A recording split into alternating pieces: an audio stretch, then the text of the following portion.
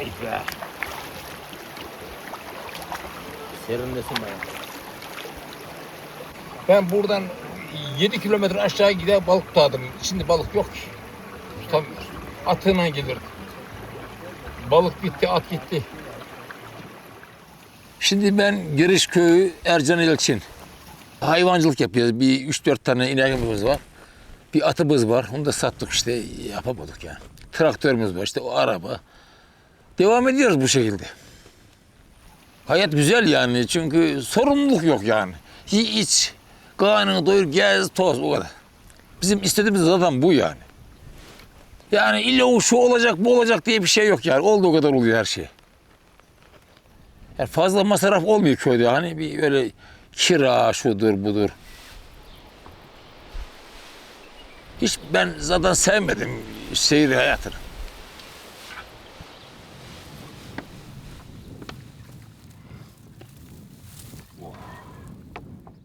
Ya şehir hayatında sorumluluk çok oluyor. Şunu alacaksın, bunu alacaksın ama köyde olmuyor. Ne olursa ondan devam ettiriyor hayatını yani.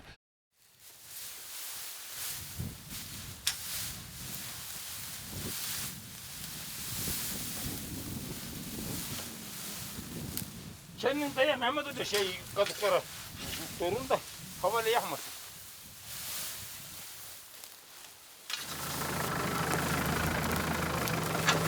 İleriye doğru çek yavrum şöyle. Şu aradan da çek. Sen bırak şu aranın boşluğunu da çek.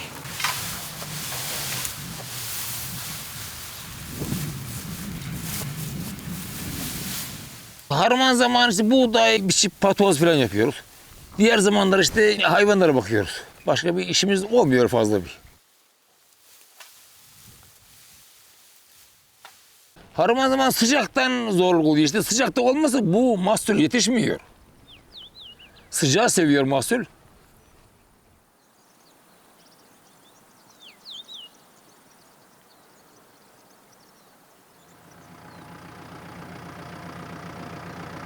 Tabii sevmesek zaten bu işi yapamayız yani. Seviyoruz.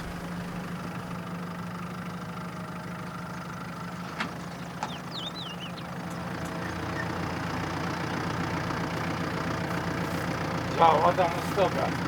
Vallahi usta.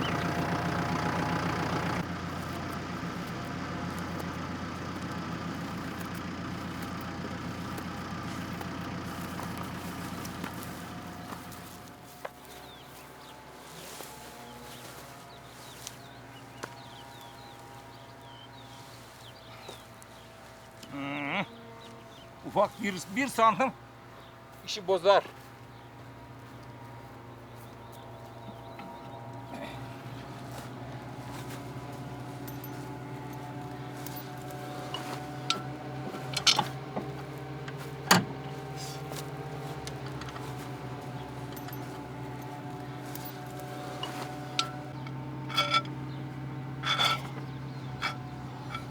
Buradan patoza giriyor, samanlığa, arpa veya buğday ne girdiyse buraya geliyor. Kışın hayvanlara veriyoruz. Buradan sağa sola şık. Bravo. 5 tane var zaten, 5 gördük ama.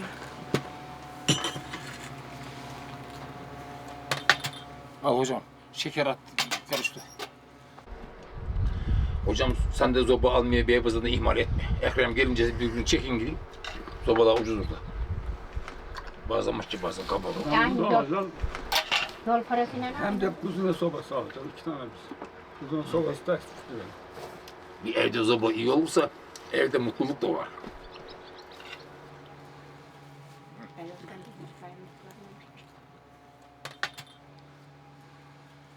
Aslında tam buraya getir. Dön. Gel. Topla. Arpa girecek bugün çoğalı. Buğdaylar daha olmadı.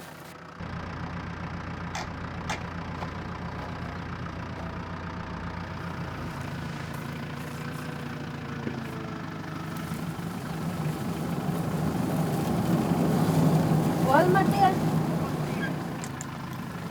Buraya iyiydi, oraya yok. Sakın karşına bak, burayı iyi.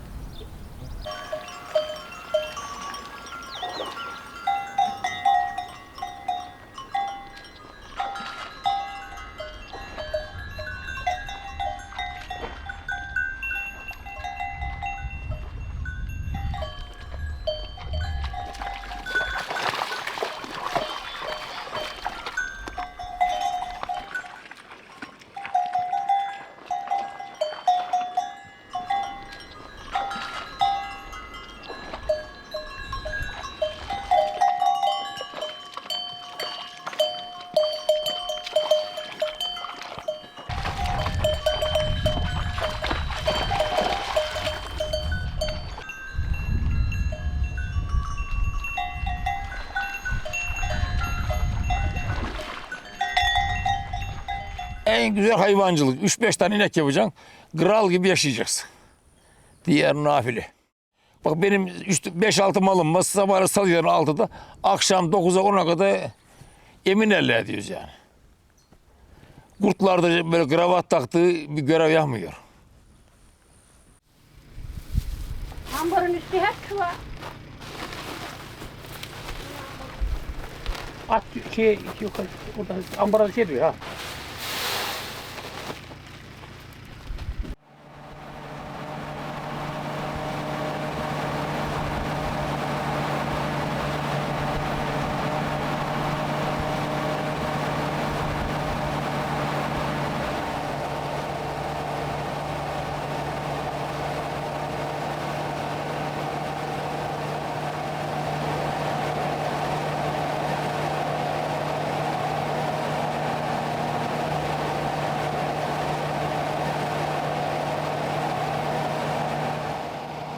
Şöyle şimdilik bir şeye ihtiyacımız yok yani kendimiz ediyoruz. Götürüyoruz ihtiyacı olan şeyi. Elimiz tutuyor, ayağımız da tutuyor. Arabamız da var, kullanabiliyoruz. Şimdi bize işte bir patoz ederken, şey derken bir şey de lazım oluyor. Ben edemediğim için. Önden ben ediyordum. O zaman beraber gidiyorduk tarlaya. Bir arkadaş olacak harman kaldırıp.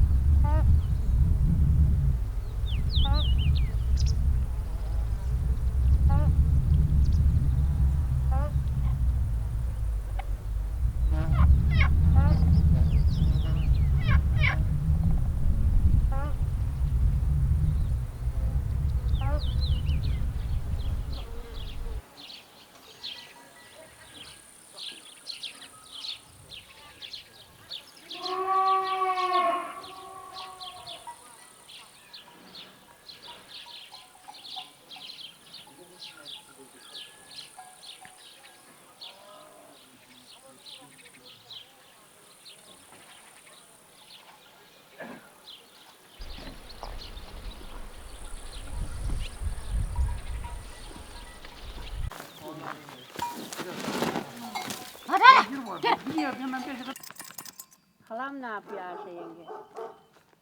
Halam nasıl duruyor? İyi mi? Yatağa yatabildin mi?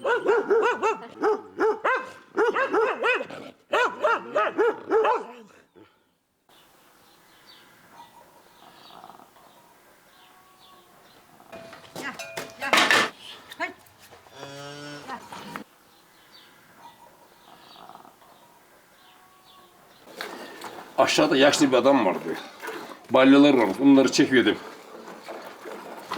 Adama yahmasan bu işi bırak dedi. Adam girmiş 84 yaşına. Hala her işi yapacağım diye uğraşıyor.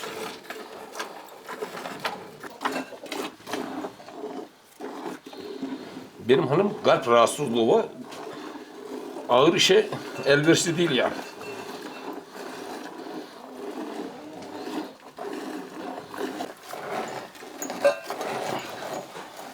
Ellisini sokacağım, 50'sini bize yemeyecek.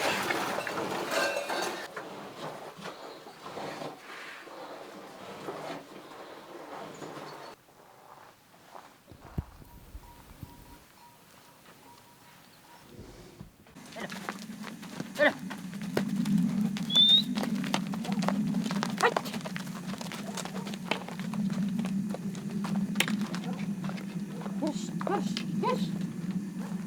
Bırak. Sahaya gelecek mi?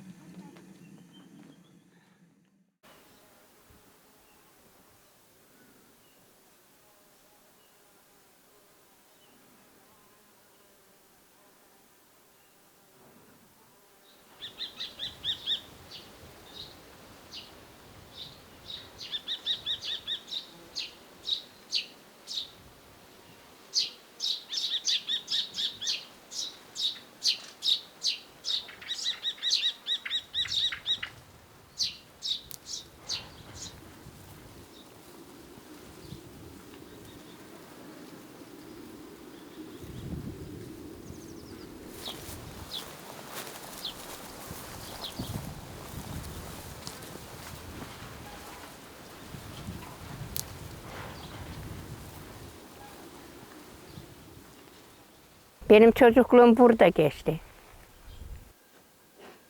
İlk aklıma ne gelecek? Oynadım annem, baba. Hep toplaşırdı köyün insanı. Mesela çocuklar buralarda oynardı. Ama kimse yok ki şimdi. Özlemem 20 sene oldu benim annemle babam öleli.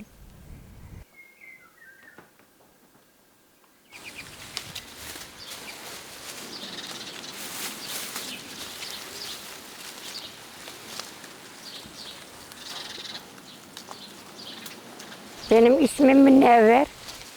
Burada doğdum, burada büyüdüm.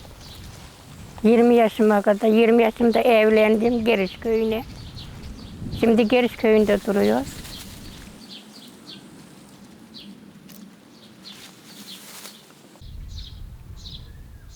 Burası Kıbrıs'ın Taşlık köyü, Alpavut. Bizim köyümüz 15 haneydi. Karşı Köveşi'ye giderdik okula. Sabahla 8'de çıkardık buradan, akşam 4'te. Her yer burada gacır gucur, öküz arabalarıyla, at arabalarıyla. İnekleri sağ, sütünü et, sabahla kalk, büyük odun sar, hayvanlara gel.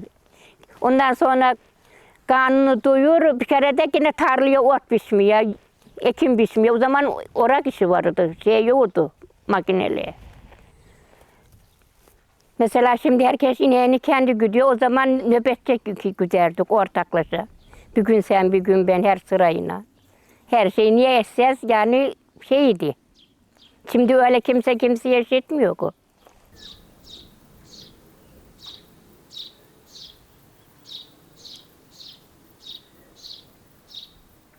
O zaman biz çeşmemiz buradaydı bu tarafta.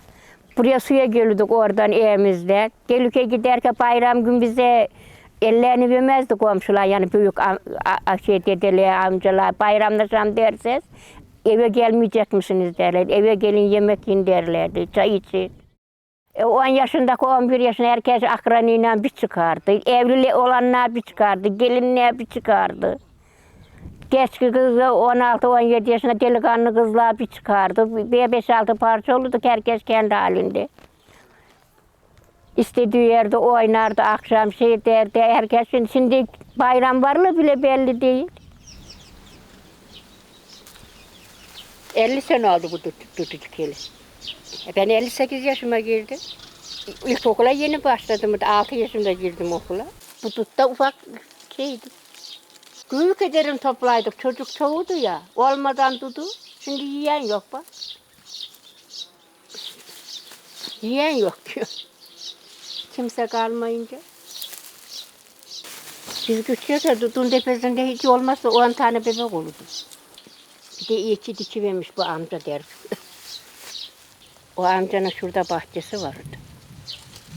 Evi de bu.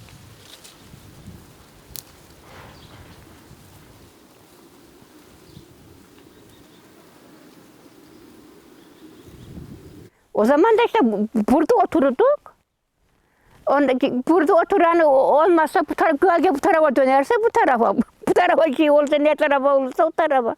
Ta olmazsa biz buraya harman deriz mesela oraya varırdık. Gelen arabaları seyrediyorduk. Kim geliyor, yürüyerek kim geliyor, kim nerede davar gidiyor, hangi tarlaya girmiş, kim kimin bayırına gelmiş. Bizim buradan her yer görükür. Evden de mesela bizim evimizden her yer görünürdü. Biz hangi odaya oturursak muhakkak görürdük. Hiçbir şeyimiz yoktu. Şu taşların olduğu yer bizim. Orası amcamın. Giriş kapımız buraydı. Amcamınki orayıydı. 90'da yandıydı bizim ev. Ev yandı. 10 gün sonra babam öldü.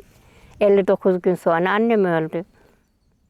Ondan sonra ben buraya gelmedim ki çok. İşte böyle işim olduysa tarlalara ekim biçmeye, ot biçmeye, gelip geçer ki öyle.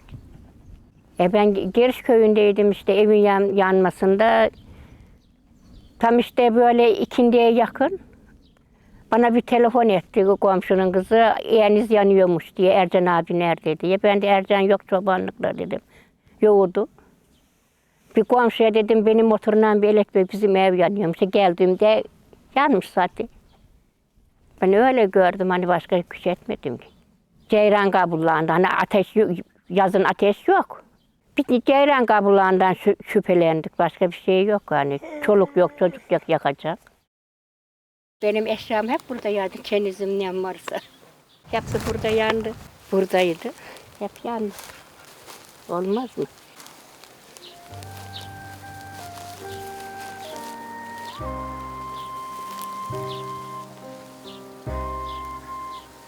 Hiçbir şey çıkmadı ki evde. Ne varsa bir evde. Amcamınki öyleydi. O Muhammed'in dedesininki öyle dayısı gibi var. Onlarınki boşu da onunkinde başkası vardı yani. Başka oturan vardı.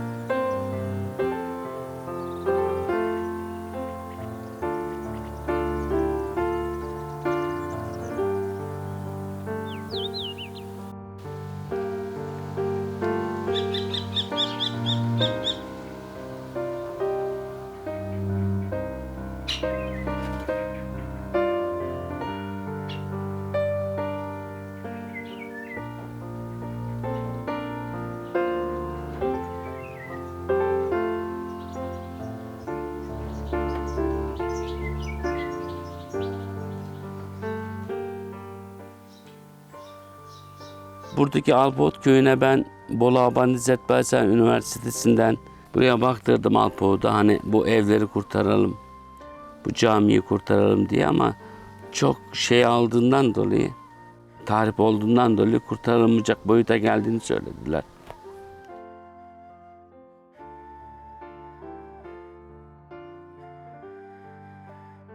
Kıpırcık ilçemizde bütün köylerin yapıları hep aynı.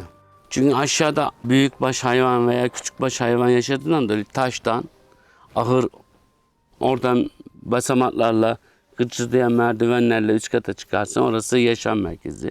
Orası da tahta veya eski ateş tuğlası.